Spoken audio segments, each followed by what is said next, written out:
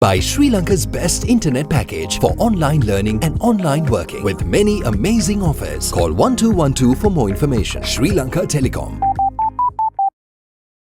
ලෙන්ගතුකම වැඩි කරගන්න ලව්ජු රුපියල් 50ට අඩු කළා. මාමේ එන්න අපිට එකක් බොමු.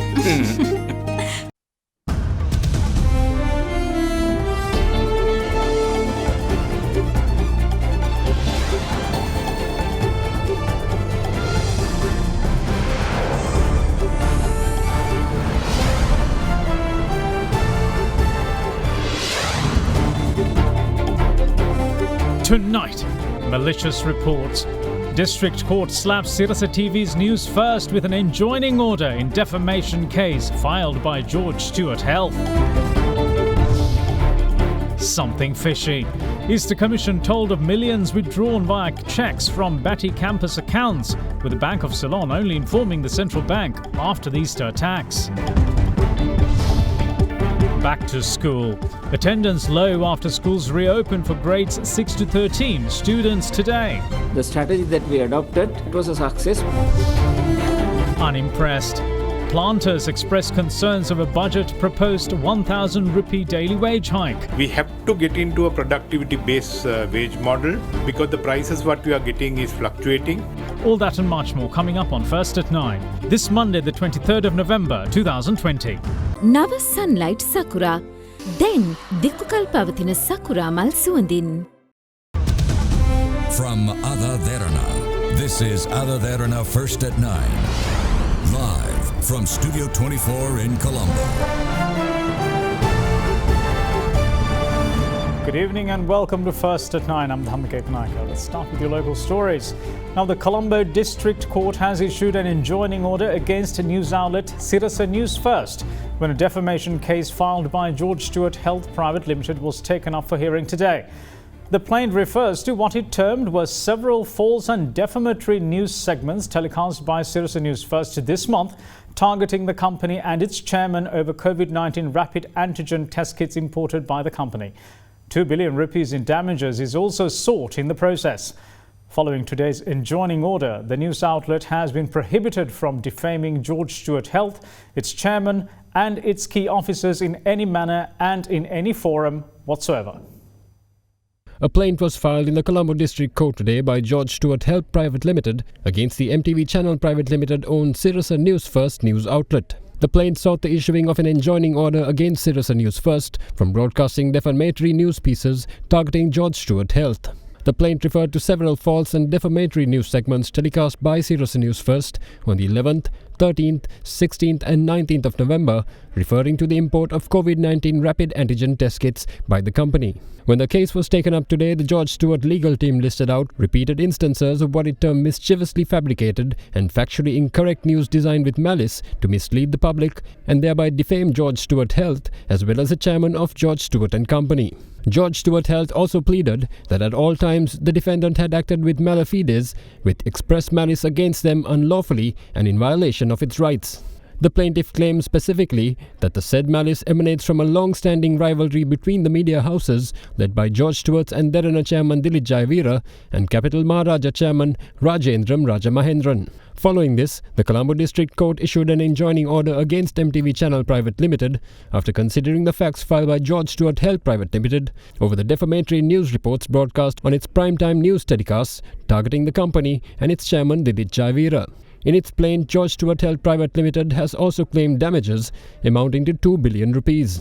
Following the issuing of the enjoining order, MTV Channel and its agents and employees are prohibited from defaming George Stewart Health, its chairman and its key officers in any manner and in any forum whatsoever. Safeguard hand sanitizer. නවතම නිෂ්පාදන පෙළ නිරෝගීමත් දිවයකට. ලංකාවේ පළමු වරට හඳුන්වා දෙන Melbourne Veggie Cracker. Crunchy veggie. Now, 2 new cabinet ministries have been created by President Gotabaya Rajapaksa for the portfolios of public security and technology. Though the relevant gazette has been dated 20th of November, it is effective from the 18th. 4 entities, including the Sri Lanka Police, are assigned to the Ministry of Public Security, while 10 institutions, including the Telecommunications Regulatory Commission of Sri Lanka, is brought under the new Ministry of Technology. President Gotabaya Rajapaksa has established 2 new ministries via an extraordinary gazette, namely the Ministry of Public Security and the Ministry of Technology. The gazette notification also elaborates the scope of functions and duties of the 2 new ministries. Thereby, the Ministry of Public Security is tasked with ensuring public security while maintaining law and order by creating an environment suitable for all citizens to live freely. 4 institutions, namely Sri Lanka Police, Civil Security Department, National Police Academy, and Department of Multipurpose Development Task Force will be assigned to this ministry. The Ministry of Technology will meanwhile establish digital governance services to effectively manage the health, education, welfare, public services, and business sector. According to the Gazette notification, 10 institutions including the Telecommunications Regulatory Commission of Sri Lanka, Sri Lanka Standards Institution, Sri Lanka Telecom and Department of Registration of Persons are also to be brought under the purview of the Ministry of Technology. What's more, the Department of Archaeology, which was brought under the Ministry of Defence, is brought under the purview of the State Ministry of National Heritage, Performing Arts and Rural Arts Promotion. Schools reopened today after a lengthy layoff for grades 6 to 13. The attendance overall was expected to be low, and it was. But given what was witnessed today, the Ministry of Education is optimistic that attendance will pick up as days go by. There had been some opposition from teachers' unions to reopening schools, with some urging the government to hold off until next year. After yet another extended break, all government schools outside the Western Province and isolated areas reopened today. The final decision of the reopening was, however, left in the hands of relevant school authorities, area health officials and other stakeholders. Given the prevailing pandemic situation, the reopening was done in accordance with health and safety protocols as mandated by health authorities. The commencement of the new term today, however, was limited to grades 6 to 13. It was widely expected the attendance numbers to be on the low side, and Secretary to the Ministry of Education, Professor Kapila Pereira, touched on the very topic during a media briefing. The number of schools that were to be commenced today was around 5,233. The aim and the objective was to facilitate the schools for those who are not able to get the teachers' attention or attention of the school environment in their respective residencies, especially through online education or distance mode, through television, through broadcasting means and other means where they cannot afford because of the technical difficulties. So that objective is fulfilled by the numbers that are available. Especially in the rural areas, the attendance of the students in these classes are above 60%, sometimes 70%, sometimes 35%. In southern province, that is the lowest is 15%. The highest is in Sabaragama province, that is 55. So I think the numbers could increase from tomorrow. And when it comes to the teacher attendance, the attendance is as high as 86%, and the lowest is in the northern province, 75%. So all the other areas, 85, 80, 75. 86 is the highest in Sabaragama province. He also explained as to why he believes that the government's move to send children back to school today was a success. The strategy that we adopted, not giving the central ruling that all schools are to be opened from grade 6 to 13 in each division, zone, province and in the country. Instead, we decided a child who is to be brought to the school is to be well comprehended by the danger, is to be assessed by the parent together with the location, the principal, school teachers, then the local authorities like Grama Seva Niladaris, then the transport people, the public health inspector and the medical officer, all boys association representatives and school development societies who would know the best situation, and if the health guidelines and the recommendations are not there, they cannot open the school. That was a success because the results came through this closure of schools that are less than 100 out of 5,233. Though schools in some areas adhered to the safety protocols, there were several schools which did not have the necessary equipment to do so. Several schools in the area of Hinguragoda, which comes under the Alahara Divisional Secretariat, did not have thermometers or hand sanitizer. Public health inspectors too checked on schools to ensure that necessary procedures are followed in a bid to keep the spread of the COVID-19 at bay.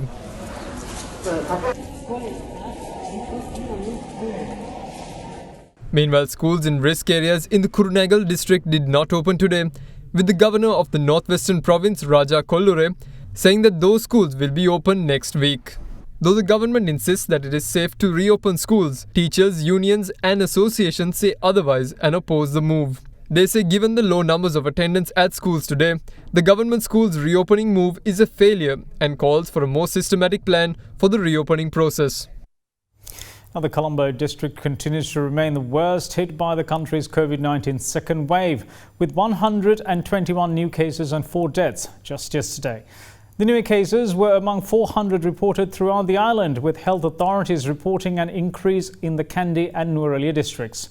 Meanwhile, rapid antigen tests were carried out to supplement the 1,000 PCR tests being performed daily in the high-risk areas in Colombo. The country's 4 latest COVID-19 deaths, which were reported yesterday, brought Sri Lanka's virus death toll to 87. The 4 deaths were of patients residing within the Colombo district, which continues to be the worst hit by the virus. The 4 deceased, 2 men and 2 women, were residents of Colombo 8, 10, 12 and 15 and were between the ages of 53 and 87.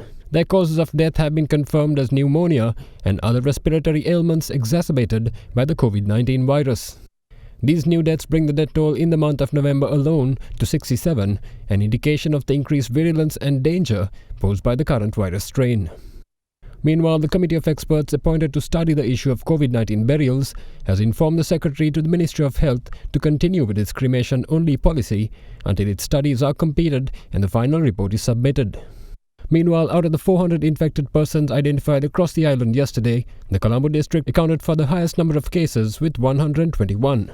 Out of this, 25 were reported from Borella and 24 in Grand Pass.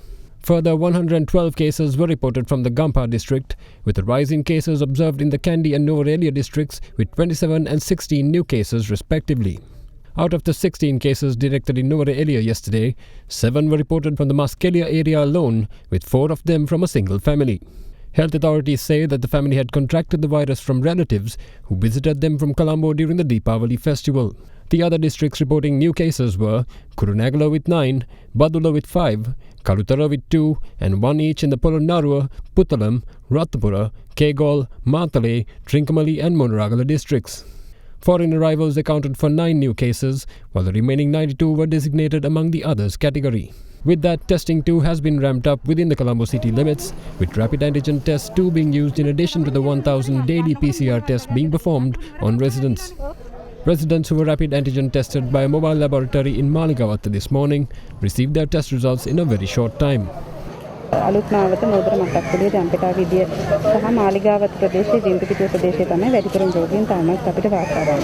Meanwhile, a 22-year-old man who was admitted to the IDH hospital in Colombo after testing positive for COVID-19 was apprehended by security personnel while attempting to escape from the hospital last evening. Police sources confirmed that the patient, a resident of Demragoda, was addicted to drugs.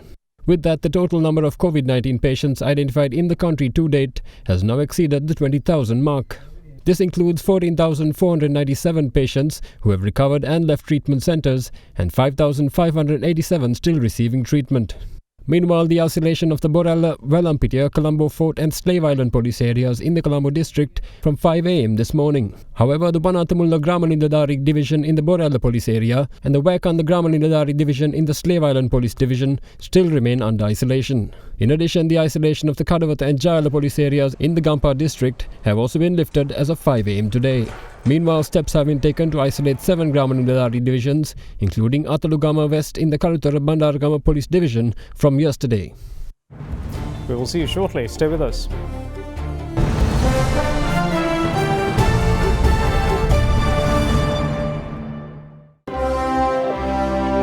Ceylon Bank, the bank with a heart.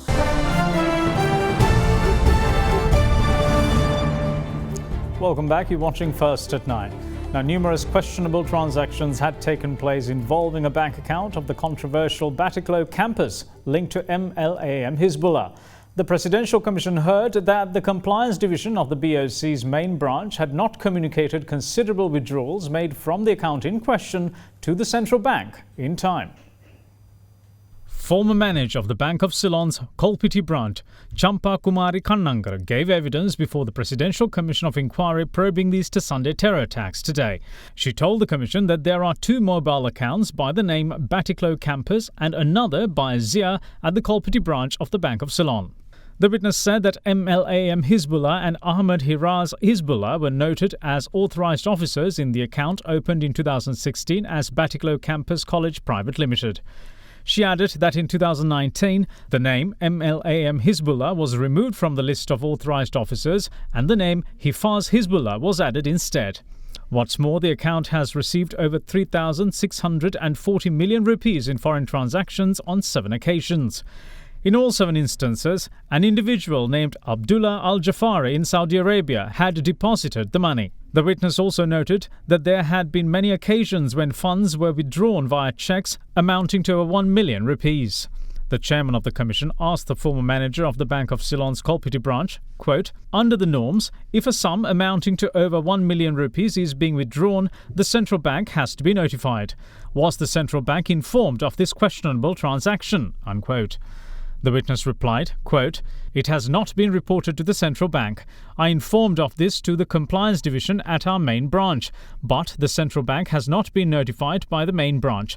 The central bank has been informed after the Easter attacks," unquote. The PCOI chairman then asked the witness, quote, "Has there been a mention of a politician being affiliated with this account during discussions with your branch and the compliance division of the main branch?" unquote. The witness said that it was noted that MLAM Hizbullah was linked to the account. The Commission's attention then fell on the accounts at the Kolpiti branch of Bank of Ceylon pertaining to the Hira Foundation owned by MLAM Hizbullah. Giving evidence with regards to that, the former BOC manager at the Kolpiti branch said, quote, "A mobile account has been opened on the 18th of August in 1993 under the name Hira Foundation. The name MLAM Hizbullah is noted as an authorised officer," unquote. The Commission then asked her, quote, "Shouldn't a certificate from the Department of Registrar of Companies or the Department of Social Services be submitted if a mobile account is being opened under the name of an organisation or foundation and not in the name of an individual?" unquote. To that, the witness said the Hira Foundation had submitted a document pertaining to registration with the Department of Social Services. The chairman of the Commission then asked her, quote, "Though the account was opened on the 18th of August in 1993, according to the certificate of registration, the registration at the Department of Social Services has happened on the 9th of September in 1993. So, how come an account was opened in August without a certificate of registration? Doesn't that mean that this account was opened outside the due process?" unquote. To that, the witness replied, quote, "It is possible that bank officials may have opened the account on the promise that the registration certificate would be produced later, with the client saying that an application is submitted for registration," unquote. The Commission also asked the witness whether there had been any foreign transactions pertaining to the account in question. The former BOC manager at the Kolpiti branch replied, quote, "There had been foreign transactions on 15 occasions amounting to over 313 million rupees, and Saudi Arabia's Abdullah Al-Jafari, Siddiq and Diana Osman from Britain and a faction called Credential Limited had deposited the money," unquote. Moving on with other local stories, the United National Party's national list seat in Parliament is still not finalised, even after the latest round of talks.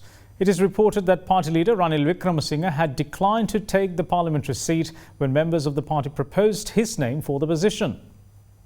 A meeting of former parliamentarians of the United National Party was held today at its headquarters, Sirikota, to discuss the position of the party.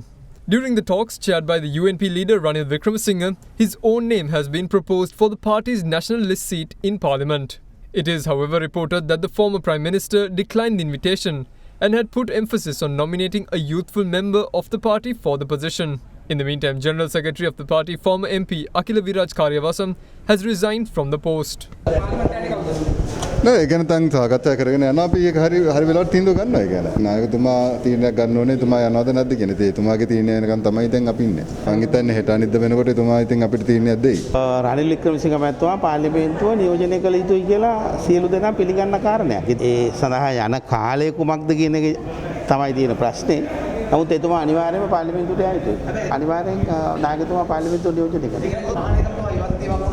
එතුමා එහෙම එතුමාට ඕනෝන්ලාට ඉල්ලාසෙන්න බෑනේ පක්ෂ මාලේකම්. එතුමා දෙසැම්බර් මාසයෙන් පස්සේ එතුමාගේ අදහස ප්‍රකාශ කළා. අපි ඒකමතිකව ඉල්ලුවේ නායකතුමා පාර්ලිමේන්තුවට යන්න කියලා. හැබැයි නායකතුමා ඒ යෝජනා කරන වෙලාවේ ප්‍රකාශ කරේ මේ මම යන්න ලෑස්ති නෑ. නැවත නැවතත් කට්ටි ඉල්ලපු නිසා නායකතුමා කිව්වා මම තීරණයක් දෙන්න ඉක්මනට. ඊට අමතරව තරුණ නායකයෙක් නැත්නම් ජාතික ලැස්තියෙන් කෙනෙක් යවන එක තීරණය කරමු කියලා. මගේ පෞද්ගලික මතය නායකතුමා යන්නේ නැත්නම් ඊළඟට යුත්තේ නියෝජ්‍ය නායකතුමා. ඔබතුමා කියන්නේ ඔබතුමායි තව කවුද ඉන්නේ සුසු?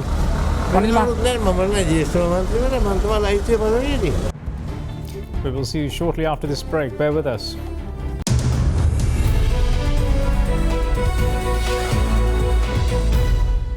With declining tea production capacities being faced by plantation companies, planters, however, remained hopeful of adequate relief measures in the recent budget proposals. However, according to the Planters Association of Ceylon, the industry is not as satisfied as it hoped to be with the budget relief provided, especially the hike in the daily wage of tea pluckers to 1,000 rupees. The Planters Association says that the proposed wage increase cannot be sustained, especially due to the high competitiveness in the global market, and thereby could provide or prove to be detrimental to the industry. The woes of tea growers have been well documented. The systematic decline in annual tea production in the past years has been chalked down to the high costs of getting rid of the aging tea plants on most estates and replanting. Ahead of the budget proposal 2021, tea growers were hopeful of some respite. Right on cue, the provision of subsidies up to Rs 500,000 per hectare for replanting of medium and large-scale plantations, Rs 310,000 per hectare for new plantations and Rs 100 per plant for infilling to tea smallholders under the encouragement of tea plantation. But the proposals are not devoid of their own problems. According to figures provided by tea growers, replanting a hectare of tea costs between 3 to 5 million rupees, meaning the 500,000 rupees subsidy does not really offer much help. In addition, there were other relief measures and encouragement provided in the budget proposals. However, what seems to be weighing on the minds of the tea pluckers at this moment is the government's proposal to hike the daily wage for tea pluckers to Rs 1,000. In the current budget proposal read by Prime Minister Honorable Mahinda Rajapaksa, he proposed to increase plantation salaries of the workers to Rs 1,000. We as plantation companies are currently in a collective agreement. Our worker salaries are negotiated with the trade unions every 2 years. We are covered by a collective agreement, and this has the backing of ILO convention. With this proposal, we are looking into the areas how we could give this 1,000, because end of the day the industry should survive, the workers to survive. As we all know, tea industry is going through a bit of a turmoil situation currently due to fluctuation of the prices. We compete in the global market with all other tea growing countries like Kenya, India, Indonesia and countries like that. And all those countries, the productivity compared to Sri Lankan plantation worker is very high. And they pay half of the salary that we are currently paying to our workers. Kenya and India all paying below $2 wages per day. Whereas Sri Lanka we are paying above $4. But the fact remains, we all fight in the same foreign market. And the amount that we are getting for a kilo of tea is the same. So the only way to survive, we have to have a productivity based wage model if we are to go forward in this industry.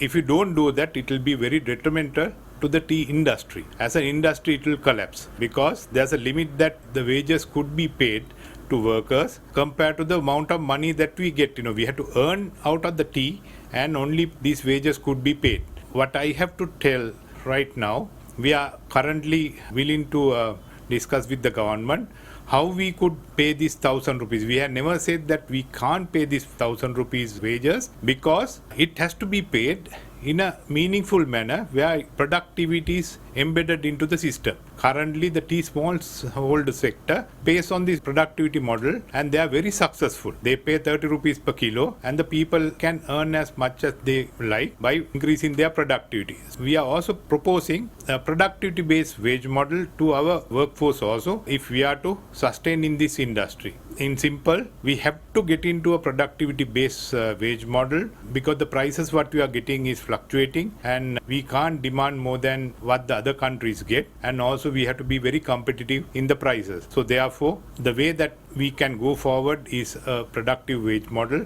and I'm urging the government to look into this aspect very seriously. Now at the Colombo Bourse, Sri Lankan stocks fell today with the all-share price index falling 0.21%, while the S&P SL20 index of more liquid stocks gained 0.14%. Now let's take a look at a brief report on today's market performance. We are seeing again another downturn in the market. The SPI has dipped by around 13 points today, while the S&P SL20 has just dipped by around 2 points. So basically, we are seeing a bit of negativity on the retail favorite counters, especially led by some of the Haley's Group companies led by Deep Products is having a bit of downturn. In addition to that, we are seeing dips in Carson's Cumberbatch and distilleries, which is weighing heavily on the index, signifying a larger decline in the market. Overall turnover-wise, turnover levels are also rather timid with only about 1.2 billion of turnover. This is comparatively to 2 billion plus turnover levels that we've seen on a constant basis over the last couple of months. So with that, we can see overall slowdown in the market conditions, and with that we are seeing the retail investors also slowing down market activity.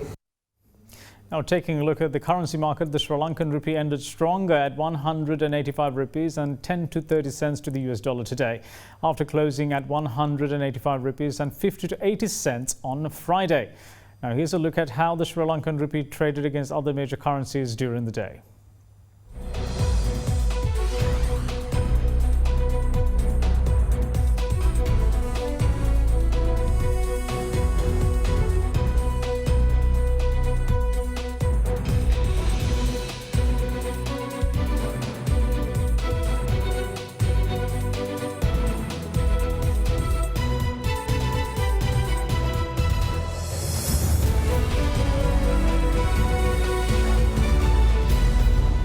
And that's it from all of us here at First at 9. Thanks for watching. Bye-bye.